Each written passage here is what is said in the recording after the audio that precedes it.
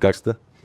Аз не намирам нито една грешка в важните неща, които направихме.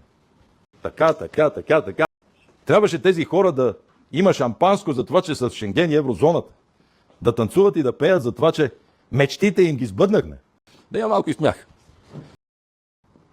Изказването на Росен Желязков беше брилянт. Това е корабче. Рисувал съм корабче. Горд съм с вас, че от всички партии само вие запазихте добрия тон, държахте се като европейци. Че не му стъпат на малкото пръстче на Росен. Нито като интелект, нито като знания, нито като музикална култура, нито като хумор. Така. След тези тарикатски номера техните няма да минат. Няма повече да се катерат на гърба ви никой.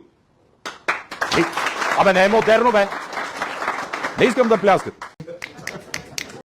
На всички, благодаря от протеста, свършиха ми златна работа. Да я малко и смях. Но искам специално да благодаря за отговорността на Слави Трифонов лично. И вижте, той има една ирония на съдбата. Царя и Първанов ни вкараха в Европейския съюз и в НАТО. Историята след това заличи партиите. ГЕРБ кара държавата в Шенген и в еврозоната. И за да не ни заличат, настоях за тази оставка днес. Да я малко и смях.